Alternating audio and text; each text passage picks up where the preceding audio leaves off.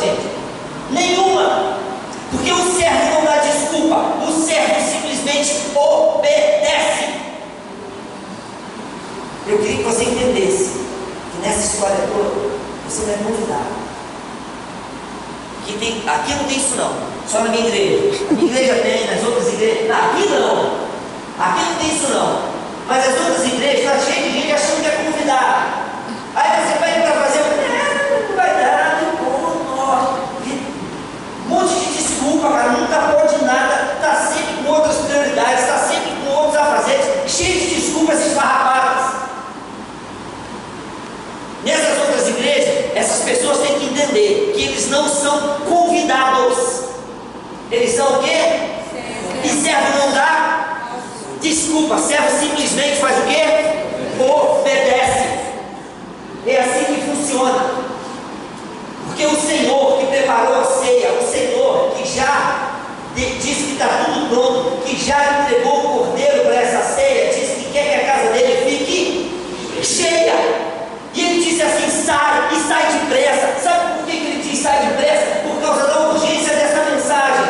Ela precisa chegar a essas pessoas. Queridos, não podemos desistir diante de desculpas esfarrapadas. Invistam nas vidas dessas pessoas. Amem-as. Não desista delas. Sabe? Tenta imaginar essa cena. Deus é onipresente, Ele está aqui, mas eu quero que você visualize isso. Deus lá de cima, contemplando as coisas, olhando para a gente, dizendo assim: caramba, onde é que eu tenho servos? Ele está à procura de servos. Porque quando Ele olha, Ele vê um monte de convidados. Gente que acha que só veio para a festa. Bonitinha, arrumadinha, já pega tudo pronto. Não move uma palha, não quer ajudar em nada, cheio de dons, cheio de talentos. Todo o serviço desse servo, nesse momento, desse texto, era para fazer o quê? Arrumar a casa, era isso que ele fazia? O que ele ia fazer sempre que o Senhor dele mandava ele fazer? O quê? Convidar pessoas.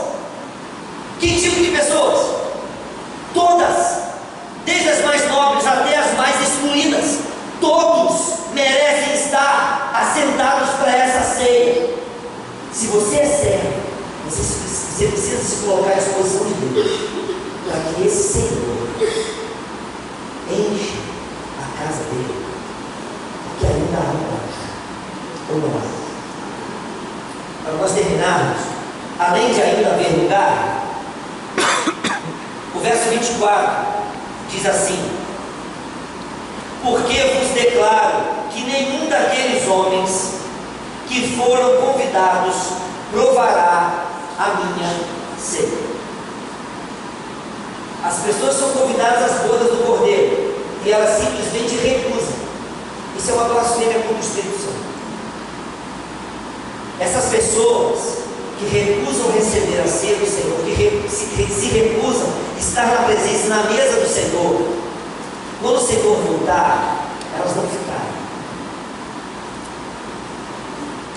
Mas o texto diz que nenhuma delas provará, porque elas estão numa condição de rejeição.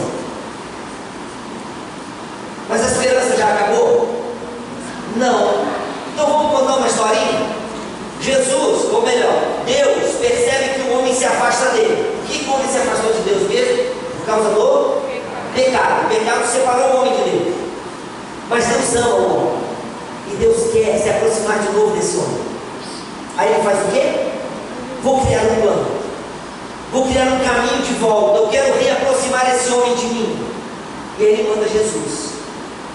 Jesus vem, cumpre a missão dele, morre uma morte substitutiva, e a gente pode experimentar reconciliação, redenção, justificação, uma série de conceitos, e nós podemos de novo nos aproximar de Deus, porque Ele é o caminho, a verdade e a vida. E se nós quisermos ir ao Pai, é somente por Ele. Essa é a verdade absoluta. Não tem um atalho. Beleza, Jesus veio e morreu. Ao terceiro dia, o que ele fez? Ressuscitou. ressuscitou, aleluia, venceu a morte, garantiu para nós vida eterna. Ficou um tempinho ainda por aqui, trocando ideia com algumas pessoas, dando algumas orientações, mas depois desse período ele fez o quê? Deu um vazar. Mas antes de ir, ele disse assim: não vos deixarei, vou deixar com vocês, que é o Consolador, vai estar em vocês. No texto, olha essa coisa de Deus, Espírito Santo, é um negócio muito legal. Porque o texto está dizendo assim: o Senhor manda aquele cara para alguns lugares e diz assim: obriga as pessoas a virem para a minha ceia. Quem pode obrigar alguém a fazer alguma coisa, senão alguém que tenha autoridade? Deu para entender? O que Deus está dizendo aqui, Ele está dizendo assim: olha, você pode sim trazer pessoas para a minha casa, porque eu te revesti de quê? A autoridade. Eu te revesti de quê? Eu te revesti de quê? Autoridade. Eu tenho revestido vocês com a minha autoridade, e vocês podem sim, como bom servo, e obedecer, e investir a vida de vocês na vida de pessoas. O plano principal é que vocês entendam que o melhor de Deus não está por vir. O melhor de Deus ainda está. Não tem uma música assim? Nada está por vir, nada. O melhor de Deus já veio há muito tempo. O melhor de Deus esteve entre nós. O melhor de Deus já foi revelado. Vida eterna é uma realidade, é uma verdade imutável. Eternidade é uma verdade imutável para todos. Todos terão vida eterna. Uns perto de Deus, outros longe. Todos viverão eternamente. Uns no bem bom da glória do Senhor, outros em sofrimento. Se por um lado o céu é muito melhor do que eu e você podemos imaginar, por outro lado o inferno é muito pior do que nós possamos imaginar. E um detalhe: esse lugar precisa estar cheio, e cheio das pessoas que você orou hoje, que você chorou por elas, que você intercedeu por elas. Ó, não vem com esse papo de que, eu já orei, Senhor, filho. Não é isso. Isso é transferência de responsabilidade. Não diga para Deus fazer aquilo que Ele já disse para você fazer. Você que tem que sair e convidar. Ele já te revestiu de autoridade. Ele já colocou as palavras dele na sua boca. Ele já te deu o Espírito Santo dele. Então não fica sentadinho no ar-condicionado, tranquilinho, curtindo um cenário bacaninha, porque não é só isso.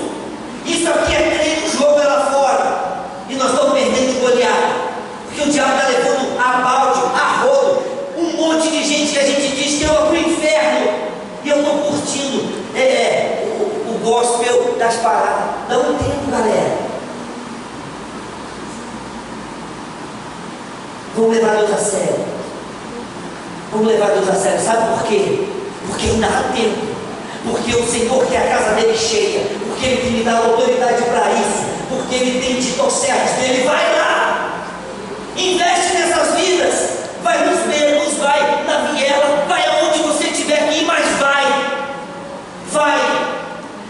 e cumpra o meu chamado para a sua vida.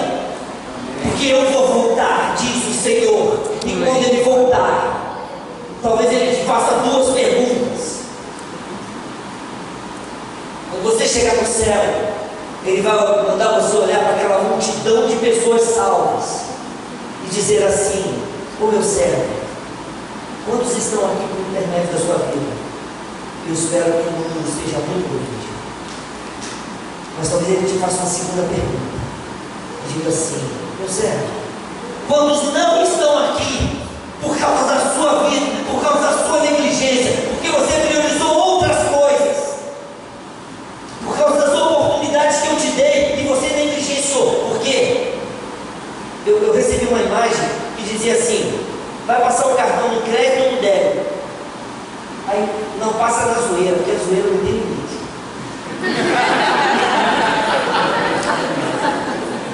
Deus tem te dado oportunidades de falar do amor dele. Deus tem te dado oportunidade para testemunhar do poder dele que tem sido revelado na sua existência. E a gente perde a oportunidade. Mas para sacanear alguém eu não perco. Para sacanear alguém, para ferir alguém e dizer Meu irmão, minha irmã, Jesus vai voltar. E quando Ele voltar, eu quero sim, com todos os meus erros, com todas as minhas falhas, eu não estou me colocando como o perfeito, mas eu estou dizendo para todos nós precisamos focar intencionalmente no propósito principal da nossa existência, que é fazer a vontade de Deus. E a vontade de Deus é que a casa dele esteja com muitas pessoas. Faz sua cabeça, feche seus olhos, vamos orar.